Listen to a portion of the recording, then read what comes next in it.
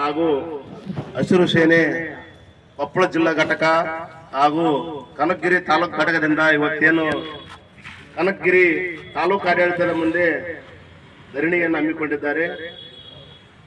ಈ ಎಲ್ಲ ನಮ್ಮ ರೈತ ಬಾಂಧವರಿಗೆ ಮತ್ತು ಜಿಲ್ಲಾ ಅಧ್ಯಕ್ಷರು ಮತ್ತು ತಾಲೂಕು ಅಧ್ಯಕ್ಷರು ಮತ್ತು ಜಿಲ್ಲಾ ಪದಾಧಿಕಾರಿಗಳು ತಾಲೂಕು ಅಧಿಕಾರಿಗಳಿಗೆ ಮತ್ತು ರೈತ ಮುಖಂಡರಿಗೆ ಧನ್ಯವಾದಗಳನ್ನು ಅರ್ಪಿಸ್ತಾ ಇದ್ದೇವೆ. ಇವತ್ತು ಈ ಹೋರಾಟ ಮಾಡಲು ಕಾರಣವಿಷ್ಟೇ. ನಮ್ಮ ಜಿಲ್ಲಾಧ್ಯಕ್ಷರು ಮತ್ತು ತಾಲೂಕು ಅಧ್ಯಕ್ಷರು ಹೇಳಿದರು, ತೊಗರಿ ಖರೀದಿ ಕೇಂದ್ರ ಏನು ಪ್ರಾರಂಭ ಮಾಡಿದ್ದೀರಿ, ಕನಿಷ್ಠ ಬೆಂಬಲ ಬೆಲೆ ಅಡಿಯಲ್ಲಿ ನೀವೇನು ಪ್ರಾರಂಭ ಮಾಡಿದ್ದೀರಿ, ಇದು ನಮ್ಗೆ ಈ ವರ್ಷ ಮಳೆಯಾಗಿ ಅತಿ ಮಳೆಯಾಗಿ ಈ ಬೆಂಬಲ ಬೆಲೆಯಲ್ಲಿ ನಾವು ಮಾರಾಟ ಮಾಡ್ತೇವೆ ಅಂದ್ರೆ ನಮ್ಗೆ ಗಿಟ್ಟಂಗಿಲ್ಲ ಅಂತ ನಮ್ಮ ಒತ್ತಾಯ. ಹೌದನ್ರಿ? ಈಗ ಇನ್ನು ನಮ್ಮ ಸ್ನೇಹಿತರು ಕೇಳೋದೇನಂದ್ರೆ ಪ್ರತಿ ಕ್ವಿಂಟಲ್ಗೆ 400 ರೂಪಾಯಿ ಪ್ರೋತ್ಸಾಹ ಧನ ರಾಜ್ಯ ಸರ್ಕಾರ ಸೇರಿಸಲಿ ಅಂತ ಒತ್ತಾಯ. ಈ 12,000 ರೂಪಾಯಿ ಇದು ಏನಾಗತ್ತಪ್ಪ ಅಂತಂದ್ರೆ ಇದು ಕೂಡ ಅವೈಜ್ಞಾನಿಕ. ನನ್ನ ಪ್ರಕಾರ ಇದು ಕೂಡ ಅವೈಜ್ಞಾನಿಕ. 1960ನೇ ಇಸ್ವಿವರೆಗೆ ರೈತರು ಚೆನ್ನಾಗಿದ್ರು. ಎಷ್ಟು ಚೆನ್ನಾಗಿದ್ರಪ್ಪ ಅಂದ್ರ 4 ವರ್ಷ ಬರ ಬಿದ್ದರೂ ಬಗ್ತಿಲ್ಲ ರೈತರು. ಅಂದ್ರ ನೆಲದಲ್ಲಿ ತೋಡಿ ಅಗೆವದಾಗ ಜೋಳ ಹಾಕ್ತಿದ್ವಿ, ಸಜ್ಜೆ ಹಾಕ್ತಿದ್ವಿ. ಮತ್ತೆ ಕೆರಸಿಗಳಲ್ಲಿ, ಗಡಿಗೆಗಳಲ್ಲಿ, ಕಟಾಂಜರಿಗಳಲ್ಲಿ ಕಟ್ಟಂಜರಿ ಮಾಡಿ ಅದ್ರ ಕೂಡ ಆಹಾರ ಧಾನ್ಯಗಳು ಹಾಕ್ತಿದ್ವಿ. ಇಷ್ಟೆಲ್ಲ ಆಹಾರ ಧಾನ್ಯ ಹಾಕ್ತಿದ್ವಿ ನಾವು. ಆದ್ರೆ ದೇಶದಲ್ಲಿ ಆಹಾರ ಧಾನ್ಯ ಇದ್ದಿಲ್ಲ. ಅವಾಗ ನಾವು ಮಾರಾಟಕ್ಕೆ ಕೊಟ್ಟಿದ್ದಿಲ್ಲ. ಯಾಕೆ ಕೊಟ್ಟಿದ್ದಿಲ್ಲ ಮಾರಾಟಕ್ಕೆ ಅಂದ್ರ, ಏನು ಹೊಲದಲ್ಲಿ ಜಾಲಿ ಗಿಡ ಬೆಳೆದವನ್ನ ಎತ್ತಿನ ಬಂಡಿ ಮಾಡಿಕೊಂಡು ಕೂರಿಗೆ, ಕುಂಟಿ, ಎಡೆಕುಂಟಿ ಎಲ್ಲ ನಗ ಎಲ್ಲಾ ತಾಳಗಳನ್ನು ಅದರಿಂದನೇ ತಯಾರು ಮಾಡಿಕೊಂಡು ನಾವು ಮೊದ್ಲಿ ಏನು ಖರ್ಚು ಮಾಡ್ತಿದ್ದಿಲ್ಲ, ಉಚಿತ. ಮತ್ತೆ ಮನೆಯಲ್ಲಿ ಏನು ಆಕಳ ಇರ್ತದೋ ಆ ಆಕಳ ಎತ್ತಿನ ಗಳೆ ಹೊಡಿತಿದ್ವಿ, ಓರಿ ಕರುಗಳು ರೆಡಿ ಮಾಡಿಕೊಂಡು. ಮತ್ತೆ ಏನ್ ಮಿತ್ರ ಪಾಣದಗಳನ್ನು ಹೊಡಿತಿದ್ವಿ. ದೊಡ್ಡ ಮತ್ತೆ ಇರ್ತದ್ವಲ್ಲ ಪಾಣದಗಳು, ಯಾರಿಗೆ ಲಾಸ್ಟ್ ಮುಂದೆ ಬರ್ತಲ್ಲ ಸಂಬಳದ ಆಳಿಗೆ ಅದು ಪಾಣದಗಳೇ ಕೊಡ್ತಿದ್ವಿ. ಯಜಮಾನ್ರು ಹೇಳ್ತಿದ್ರು ಹಿಂದ್ ಬಂದಾನೆ ಪಾಣದಗಳೇ ಅಂತ ಹೇಳ್ತಾರೆ.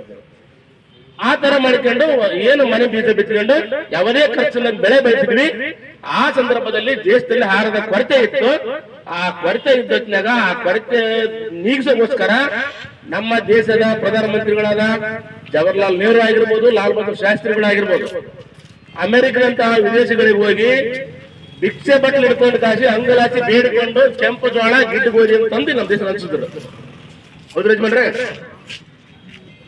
ಇದ್ರಲಿಂದ ಹೊರಗೆ ಬರ್ಬೇಕಂತ ಹೇಳಿ ಈ ಏನು ಇದು ಭಿಕ್ಷೆ ಬಟ್ಲ ತಗೊಂಡು ಹೋಗಿ ಅಲ್ಲಿ ಬೇಡಿಕೆ ಬರೆದಿಂದ ಹೊರಗೆ ಬರೋಕ್ಕೋಸ್ಕರ ಏನ್ ಮಾಡಿದ್ರು, ಏನಾದ್ರು ಒಂದು ಪ್ಲಾನ್ ಮಾಡಮ್ಮ, ಇದಕ್ಕೆ ಏನ್ ಮಾಡ್ಬೇಕಂತ ಹೇಳಿ ಒಂದು ಗೊಂದಲಾಗಿದ್ದವರು.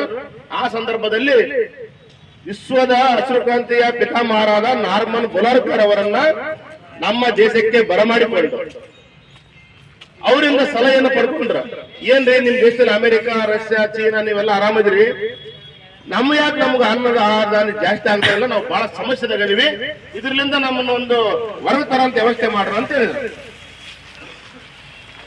ಈ ಉದ್ದೇಶಕ್ಕಾಗಿ ಏನ್ ಮಾಡಿದ್ರಪ್ಪ ಅಂತಂದ್ರೆ ನಾರ್ಮನ್ ಬೋಲಾರ್ಕರ್ ಅವರು ಹೇಳಿದಂತೆ ಏನ್ ಮಾಡಿದ್ರು, ಅವ್ರು ಏನ್ ಹೇಳಿದ್ರು, ಸಲಹೆಯನ್ನು ಕೊಟ್ಟರು.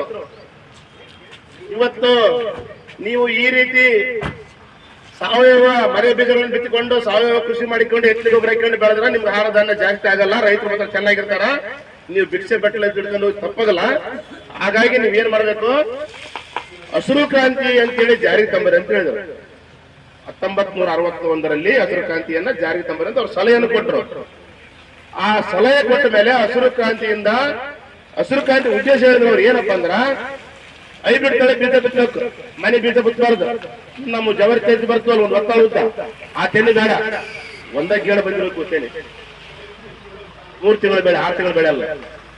ಅವ ಮುಂಗಾರು ಜೋಳ ಅಂತ ಹೇಳಿ ತಹಸೀಲ್ದಾರ್ ಹತ್ರ ಬೈತಾರೆ, ಗಂಟು ಮುಂಗಾರು ಜೋಳ ಅದು ಬೇಡ, ಇಷ್ಟ ಬೆಳೆದಿರ್ಬೇಕು, ಇಳುವರಿ ಜಾಸ್ತಿ ಇರ್ಬೇಕು, ಎಲ್ಲಿ ಬಂದಿರ್ಬೇಕು.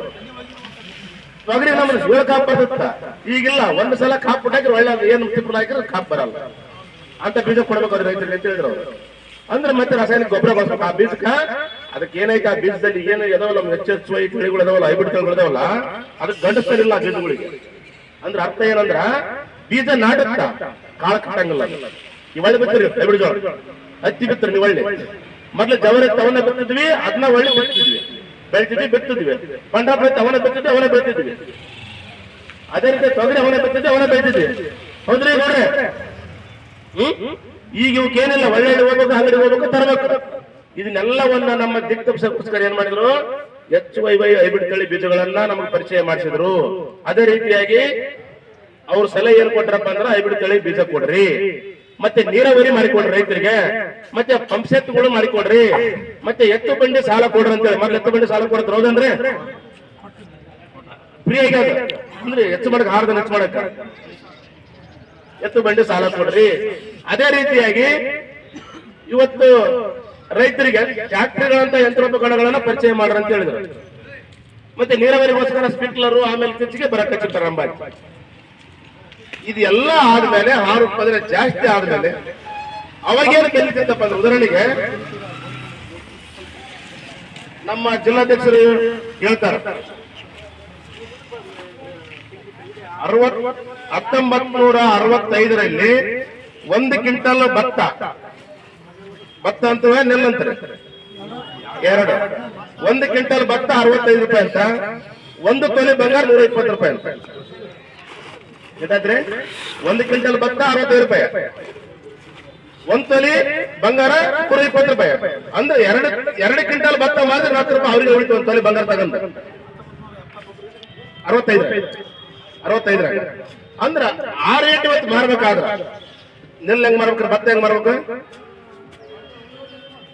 ಅಲ್ಲ 2 ಕ್ವಿಂಟಲ್ ಆಗ್ಬೇಕಲ್ಲ. ಅಂದ್ರೆ 65 ರೂಪಾಯಿ 1 ಕ್ವಿಂಟಲ್ ಭತ್ತ.